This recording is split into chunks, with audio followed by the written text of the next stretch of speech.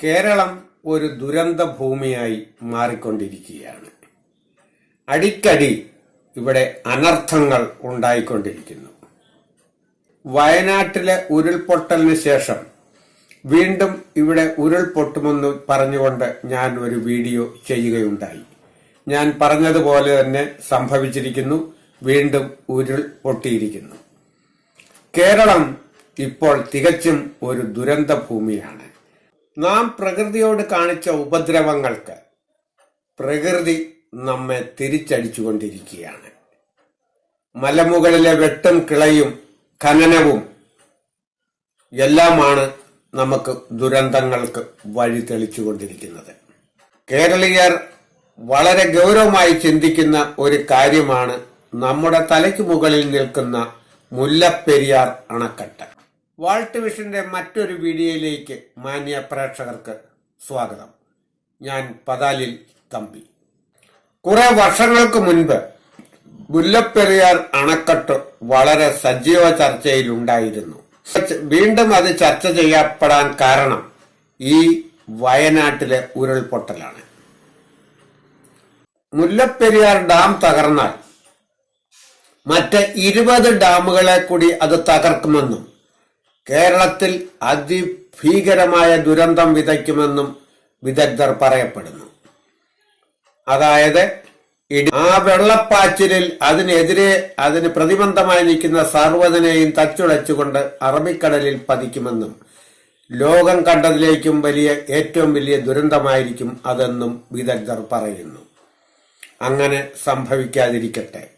പക്ഷെ അങ്ങനെ സംഭവിക്കുമെന്ന് തന്നെയാണ് വിദഗ്ധാഭിപ്രായം. മുല്ലപ്പെരിയാർ ഡാം പണിയുന്ന കാലത്ത് കേരളം എന്ന പേരിൽ ഒരു ദേശം ഇവിടെ 1885-86 കാലഘട്ടത്തിലാണ് മുല്ലപ്പെരിയാർ ഡാം തമിഴ്നാടുമായി നമ്മുടെ തിരുവിതാംകൂർ മഹാരാജാവ് ഒപ്പുവെക്കുന്നത്.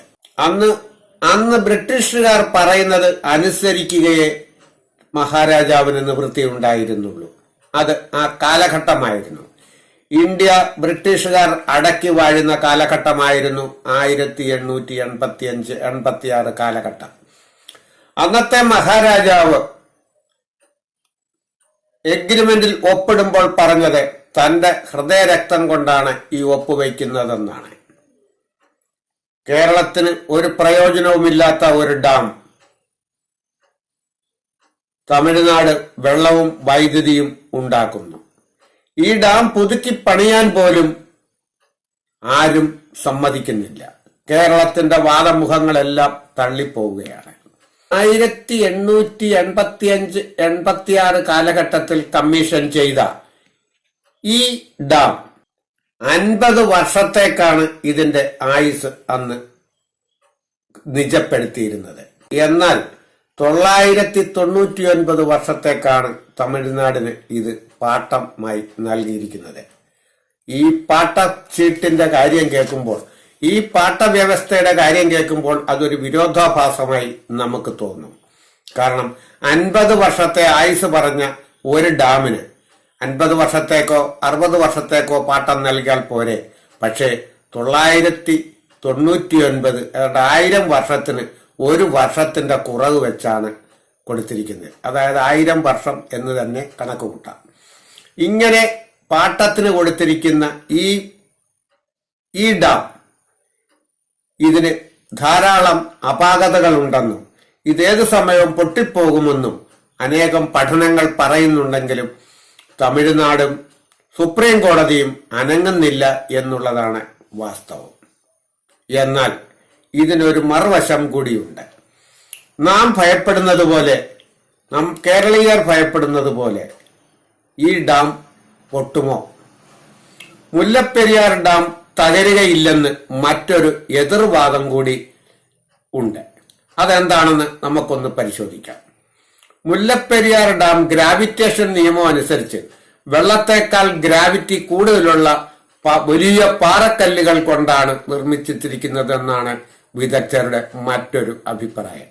അതിൽ ഉപയോഗിച്ചിരിക്കുന്ന സൂർക്കി മുഴുവൻ ഇളകിപ്പോയാലും അത് തകരുകയില്ല, ചോർച്ച ഉണ്ടാവുകയുള്ളൂ എന്നാണ് പറയപ്പെടുന്നത്.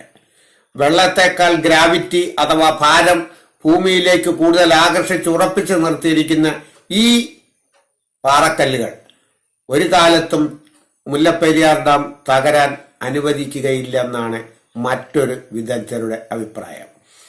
സൂർക്കി എന്ന് പറയുന്നത് സിമെന്റ് പോലെ ഉള്ള പണ്ട് കാലത്തെ ഒരു പ്ലാസ്റ്ററിംഗ് സാധനമാണ്. മണലും ചുണ്ണാമ്പും ആവണക്കെണ്ണയും നല്ലെണ്ണയും ചേർന്ന മിശ്രിതമാണ് കൂടുതലായി സൂർക്കിയായി ഉപയോഗിച്ചു വരുന്നത്.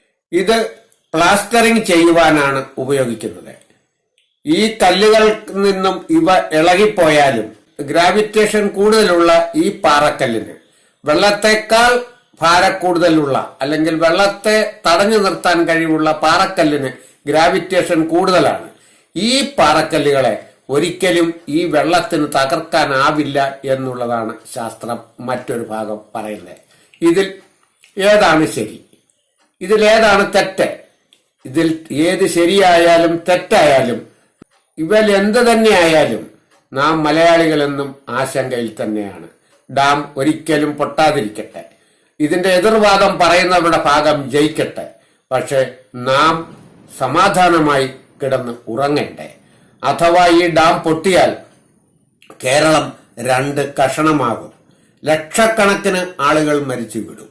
ശതകോടികളുടെ നഷ്ടങ്ങൾ ഈ സംസ്ഥാനത്തിനും ഈ രാജ്യത്തിനും ഉണ്ടാകും. ഇങ്ങനെയൊന്നും സംഭവിക്കാതെ, പ്രകൃതി ദുരന്തങ്ങൾ ഉണ്ടാകാതെ സന്തോഷത്തോടും സമാധാനത്തോടും ജീവിക്കുവാനായി നമുക്ക് അവസരമുണ്ടാകട്ടെ എന്ന് നമുക്ക് വിചാരിക്കാം. എൻ്റെ ഈ വീഡിയോ ഇഷ്ടമായാൽ നിങ്ങൾ ലൈക്ക് ചെയ്യുക, സബ്സ്ക്രൈബ് ചെയ്യുക, ഷെയർ ചെയ്യുക. മറ്റൊരു വീഡിയോയുമായി ഞാൻ വീണ്ടും വരുന്നതുവരെ നമസ്കാരം.